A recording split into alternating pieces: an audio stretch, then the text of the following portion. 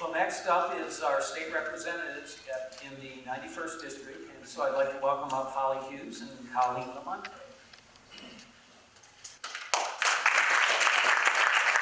I'm Holly Hughes. Rick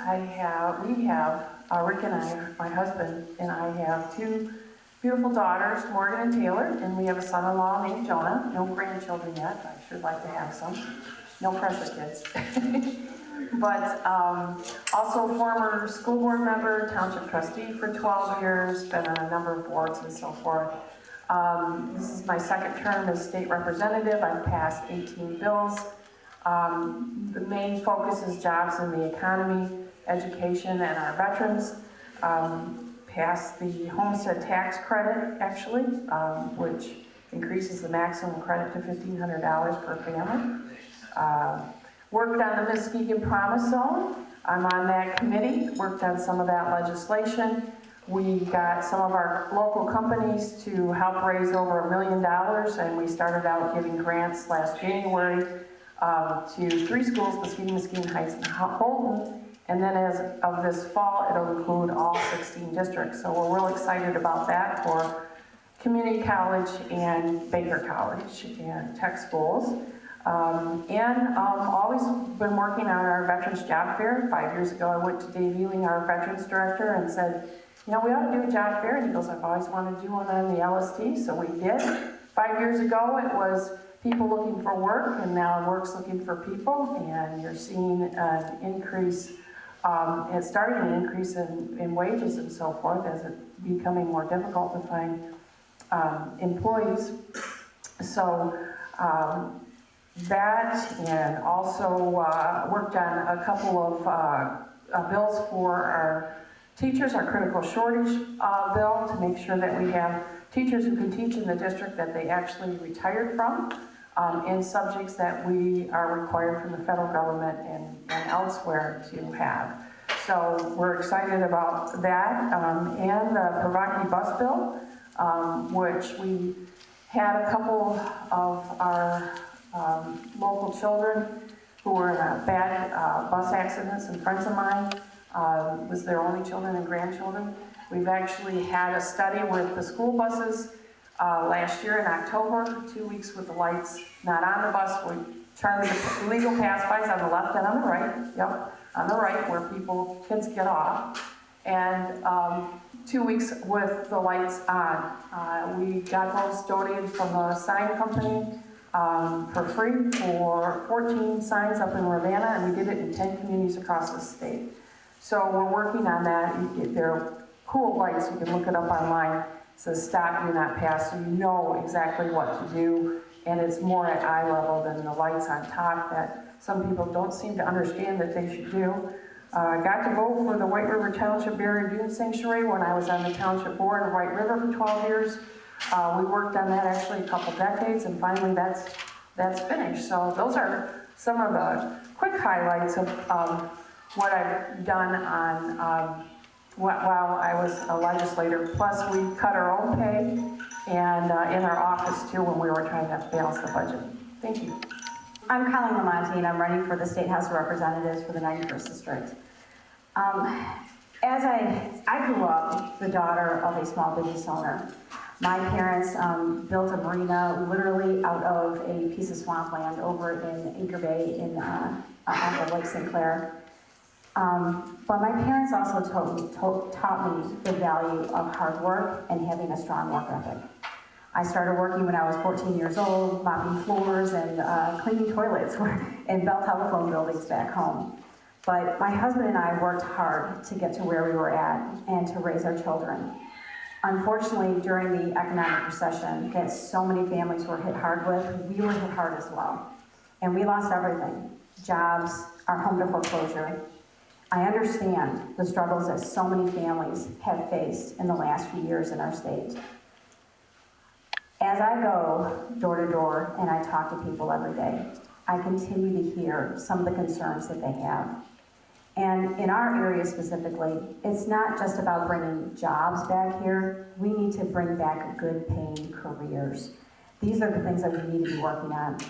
I talked to folks where they accepted lower pay jobs when they lost them in the recession, or took pay cuts just to keep the job that they had, they have still not seen their own situation improve. And I want to work on making sure that we bring good industries and new businesses here to our area by making our state attractive once again. Part of making our state attractive is making sure that we are actually getting our kids the best education they possibly can. And lately, our state's been falling down on the job with this. When cuts were made back in 2011 and $1 billion were taken out of our schools, we still have not seen our per pupil funding come back to where it was before those cuts were made. Right now, classroom sizes are out of control. I've talked to my colleagues. You've got first grade, second grade classes that have more than 30 kids in them. High school classes that have 40 kids or more. This is not educating our kids. This is warehousing our kids. And I will fight to restore that funding, get more teachers back in the classroom, and get our kids the education that's going to give them all the opportunities to put themselves on a good career path. When it comes to the folks, our seniors, who have had to bear so much more tax burden because of decisions that were made in the last few years, an average senior at this point is paying about $1,000 more in tax burden. And this money was taken out of their pocket to give a huge tax break to very profitable corporations in our state. I'm going to make sure that we get that money back in our seniors' pockets so that they can use it to, basically pay for their own expenses, to make their own day-to-day a little bit easier. And I ask you for your vote. Thank you.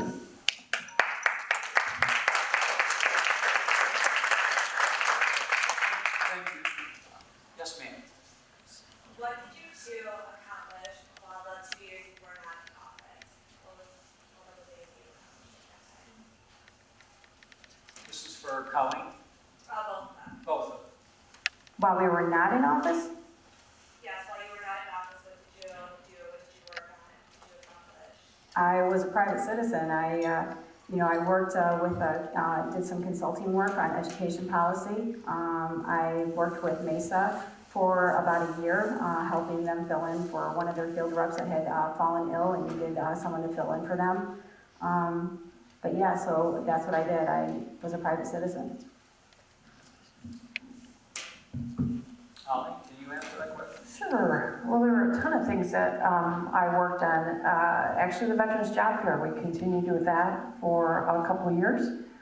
We were very happy that the ship filled up with different businesses from different companies and try to make sure that everybody that wants a job can get a job. We were really thrilled when actually 6 Navy SEALs went through the job fair, and everybody, that set everybody abuzz. But a third of those attending those job fairs are typically veterans. 2/3 are other folks looking for work. We had one gentleman actually who was offered a job on the spot, $54,000 with benefits. So we're really excited about that and our partnership that we work with Goodwill to make sure that we had resume workshops, because that was one of the feedback that we got from the companies is you really need to be resume ready when you go to those job fairs. And then we added a special thing on it for our veterans, a card when they registered that says, have you filed for your VA benefits? And also, are you at risk of being homeless? And then we did follow-up phone calls for that. Also worked on the Legends flight. We took 95 World War II veterans to Washington, D.C. A lot of companies from Muskegon helped donate to that cause. That was a once-in-a-lifetime experience that I'm really thrilled that we did. So also worked on different charities, and then our company, Courses Master Tag. I'm out of time. Thank you. Thank you. One more question for, yes, sir. Yeah, Holly, you're my state representative, and I really need to know, I hear your passion for veterans, but I want to understand what your obsession with privatization is, including the Grand Rapids Veteran Zone. And secondly, do you support Donald Trump? Thank you for the question. Actually, our veterans home, I have a bill that's gone through the House that makes the homes report directly to the House Veterans Affairs Committee, which I'm vice chair of, and the Senate Veterans Affairs Committee, so that the reports of about 7 or 8 things actually show up in front of everybody. Because when it comes to January, out of the 110 House of Representatives, there will be 60 new ones. And I don't want them to have to wait till there's an Auditor General's report.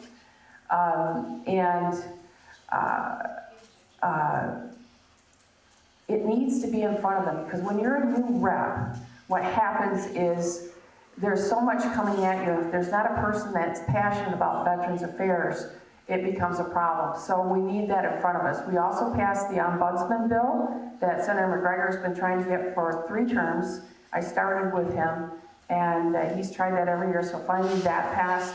We passed $1.2 million to do improvements, and we signed, actually, I co-sponsored some bills with Representative Barrett and others for, we're looking at other nursing homes across the state instead of just in Grand Rapids and the Jacob Eddy up north, because we have a lot of vets that are at the Grand Rapids home. It's a really huge home that are from Detroit. So if you have a smaller sized homes, they actually are easier to manage. And then they're also in areas where their family can actually keep track of what's going on. Because I know from being my advocate for my grandmother, that if you're not at the nursing homes on a regular basis, they just don't get as good a care as they should.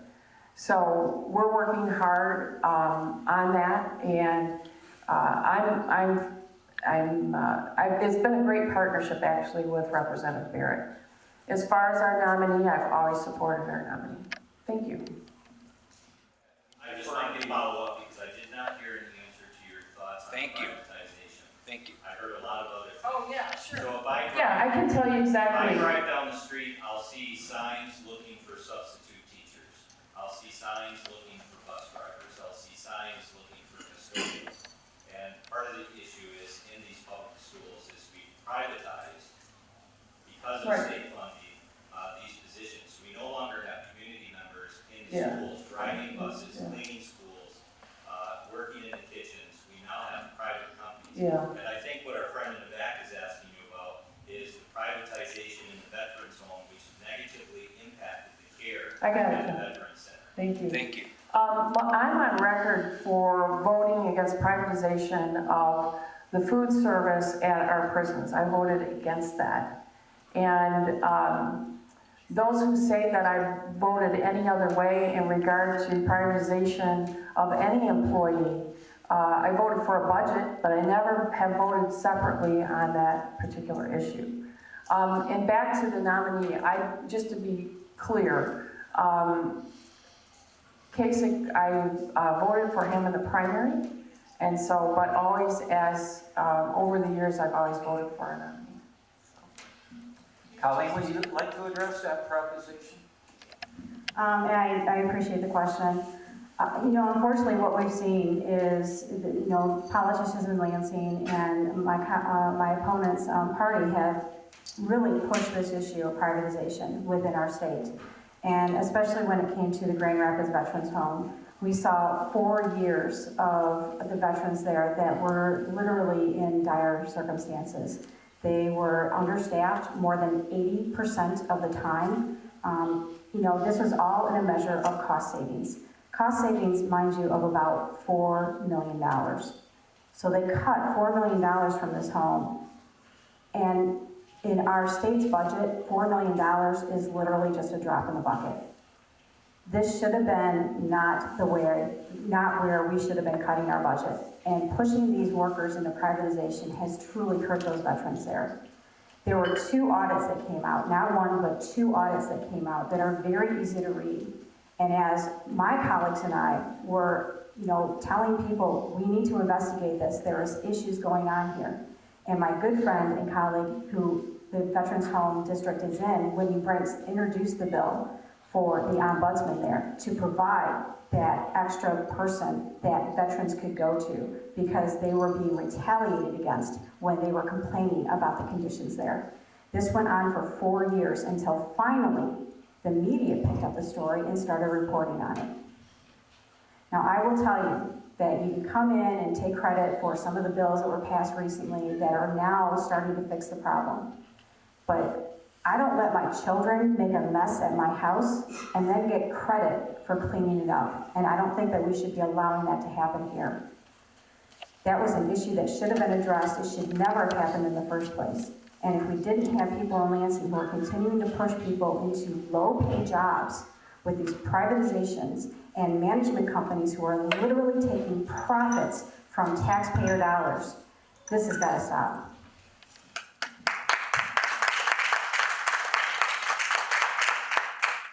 I notice it's very difficult to recycle here in Muskegon County.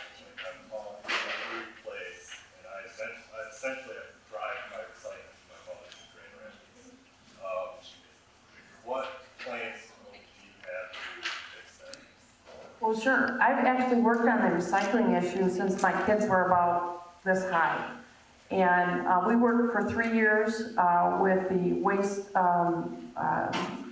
committee in the White Lake area. We got a drop-off center. We have one on the Whitehall Road, and then I know Fruitland has one, and then we also have some others here. We actually were able to get Rob Ribbons hired in the county to help with recycling. We did have, for a while, curbside, and then it went away because they didn't have markets to sell. But we worked hard. We actually got it recognized on the state level because we were a grassroots organization, White Lake Recyclers, and we worked with government and with private industry. We worked with Plums because we handed out sheets that told you how to recycle and whatever. And then our company, Master Tag, we actually recycle different plastics, not just ones and twos, but up to 7, and cardboard and metal and so forth. So we really like our record on that and would like to see more of that happen. I've worked on that a very, very long time, besides some Superfund sites and cleanup of some environmental things like Tannery Bay and Hooker Chemical and different things like that. So my record goes a long way back on those kind of environmental issues. Collene, would you like to address that question? Absolutely. Unfortunately, Michigan as a state is actually towards the bottom of the rest of the nation when it comes to our rates of recycling. This is like in so many other areas that our state is at the wrong end of too many lists right now. But as far as recycling is concerned, there have been bills that have been introduced, probably each legislature, that would actually promote ways that would improve recycling. The most effective way is actually having curbside recycling. If you make it convenient for people, more recycling will happen. And this is something I want to see happen here in our state. If we can offer that instead of making people, gather up their recyclables and drive them to the station, let's make it as accessible as possible for people. There's a lot more things that we should be doing here in our state that would actually promote more recycling and getting more of that trash out of our landfills. And those are things I want to be working on when I get elected. Well, thank you. Ladies, thank you very much for